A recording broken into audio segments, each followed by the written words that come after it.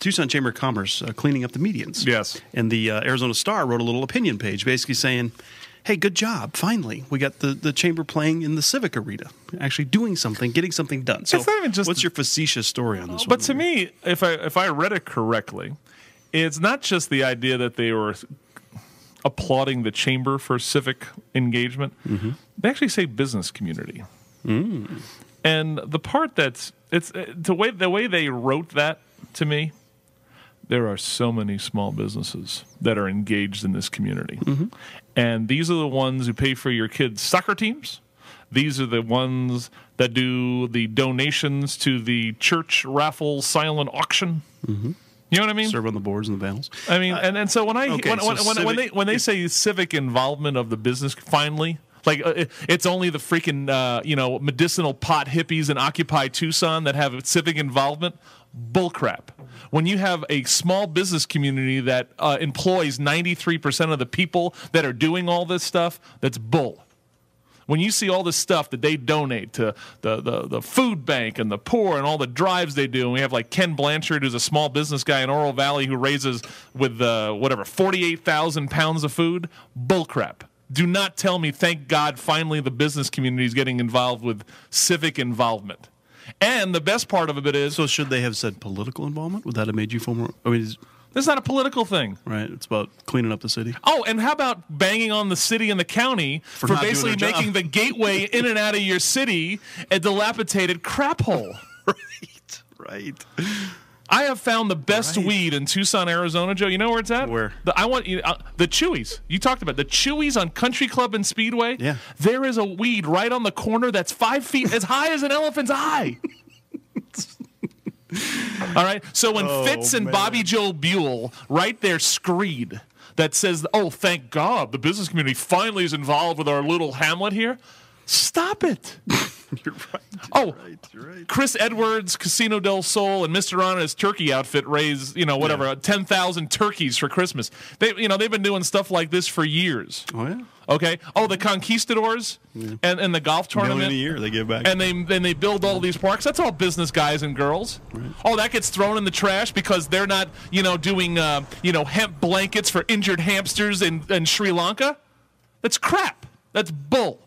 How many businesses donated free services and stuff in relation to the shooting? Mm-hmm. What about the who catered the food for Judge Roll's thing? Yeah. It was Bashas. Bashas and a couple other of these different. Right. Oh, that means nothing because it's not some gypsy on 4th Avenue.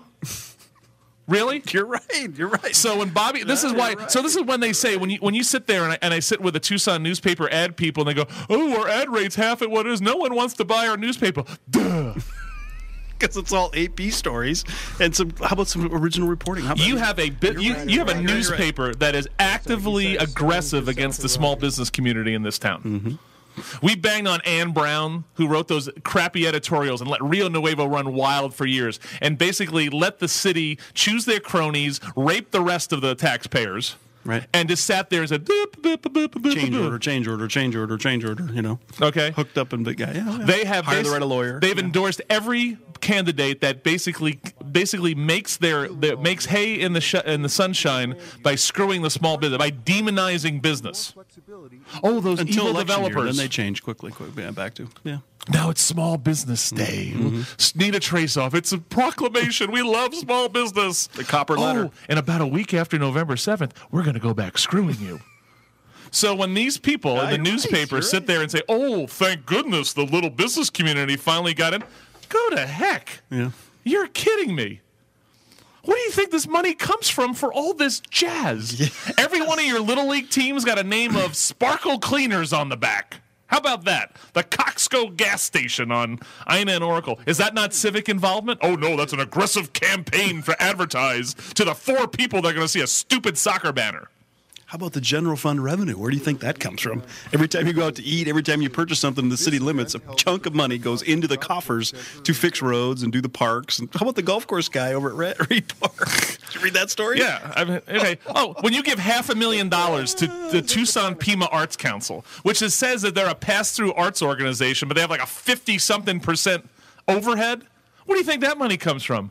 I don't know. Small business. You are right, man. You were right. So keep crapping on the small business people, Arizona Daily Star, because in your thing they say, oh, what a wonderful thing. The city and the county get the free pass. You let them go and go, oh, we're going to build infrastructure and hubs and all this crap from Trio. We're going to get to you soon, Trio. Snell, get the recorder out. All right?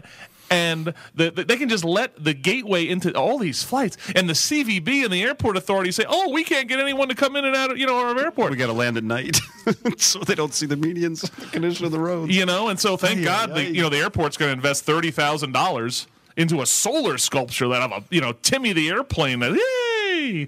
All right, but I gotta have AAA landscaping in the chamber put in $50,000 worth of work to clean up your stinking medians. How about we take care of our way our businesses look, and you take care of the stinking medians? Is this that hard? Could you do an open land buy on the median? Right. Yeah, we got $500 million of open land money. Go buy the median again. Go do something. Come up with clean the medians grant, for God's sakes. So that we're going to build a light rail tree for $190 million. Oh man, I mean, can't make it up. This is what we're talking about. It up, Chris. You could not sit down and make this stuff up. And the TUSD thing's another one growing through. It just kills me. Every morning when we go to this show and I start reading through this stuff, I said, oh no, not this. We're not going to do this today, are we? So it's just like it's gifts. So Fitz and Bobby Joe Bill, pull your head out of your rear end, get in reality. It's the small business owner that's paying a lot of the bills around here. And they're paying a lot of bills charity-wise and taking care of what's going on. There's a program that restaurants that have unused food goes to the food bank. Oh, are those businesses? Or those magic gypsy hobos who just create extra food out of the air, out of, hemp sacks hanging from cotton trees, cottonwood trees. No! It's small business people trying to make a damn living. And they have excess food or whatever they don't use. Oh, God, let's give it to the poor. Well, that doesn't get, kudos. Yeah. But, finally, thanks for coming in and doing the city's job. Whose ward is that at the airport? Fimbres. Well, he wants to do all this, pro-business stuff. I want local stuff. I want local people working on. Okay, I see where you're going. Who's up for election next year? Fimbres. Yeah. Why don't you freaking clean up your ward, for God's sakes? If you're so pro-business, this isn't even a hard thing. I was thinking, where's Mr. Task Force? Remember when Miranda was running the police department? There was a task force on graffiti and a task force on gangs whenever there was a hot issue. Sure. We needed like a media and a weed-pulling task force. I mean, how about just everybody from the city one day, half a day, everybody that works there just goes up and picks one median, adopts it, and pulls weeds. I mean, that would take you, because all of them are dead now. They're not growing. They're all just sitting there.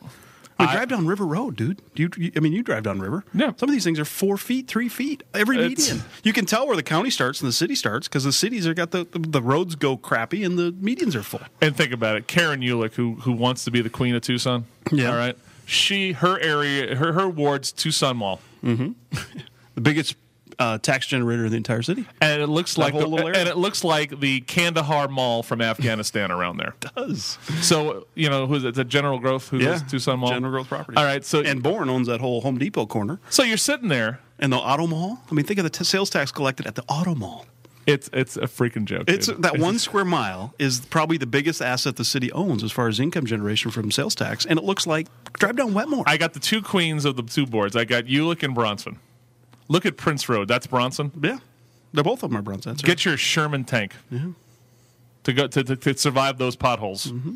It's horrendous. It's like a time warp. Let's do time warp again. 6:37 in the morning. Let's go pay some bills. 790-2040. Hey guys, out there, it's time to get a little ticked off. This morning.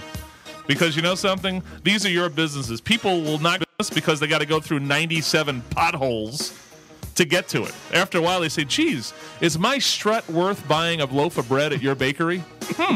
I don't know. Maybe I'll stay closer to my house. 790-2040. Wake up, Tucson. Wake up, Sharon. Wake up. Hey, it's the Karen and Sharon Show. Wake up, Tucson.